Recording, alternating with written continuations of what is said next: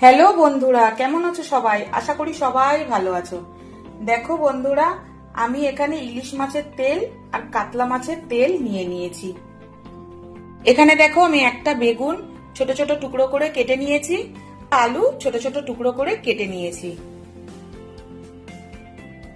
দেখে তো তোমরা বুঝতে পেরেছো বন্ধুরা, ঠিকই ধরেছো, বেগুন আলু দিয়ে মাছের তেল ভাজা করব। তাহলে চলো রেসিপিটা শুরু করি। গ্যাস অন করে নিলাম, কড়া চাপিয়ে দিলাম,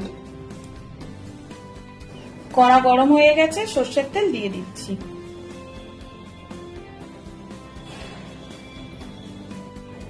তেল গরম হয়ে গেছে, 15টা মতো রসুনের কোয়া কুচি করে দিয়ে দিচ্ছি।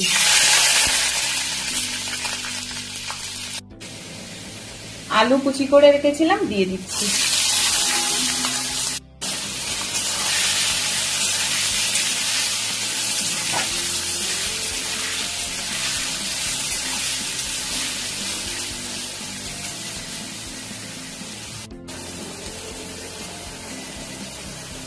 হলুদ গুঁড়ো দিয়ে দিচ্ছি।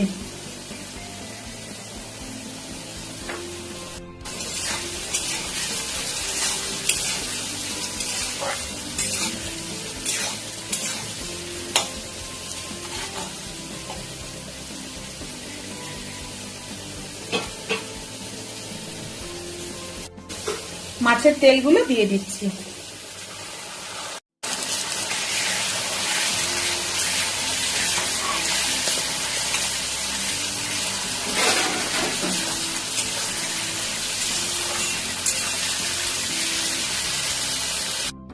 কেটে রাখা বেগুন দিয়ে দিচ্ছি।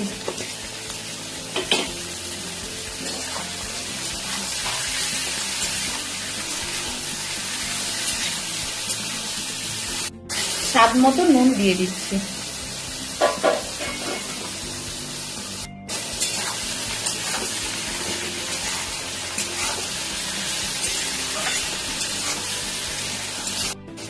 কাঁচা লঙ্কা আর পেঁয়াজ কুচিটা দিয়ে দিচ্ছি। পেঁয়াজ কুচিটা এই সময় দিতে হবে বন্ধুরা, এই সময় দিলে তাহলে বেশি পুড়ে যাবে না।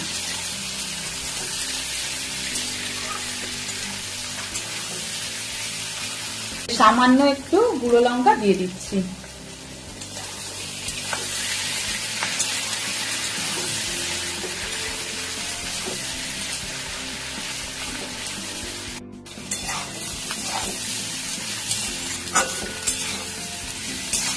মাছের তেলটা দেখো বন্ধুরা আমার ভাজা হয়ে গেছে।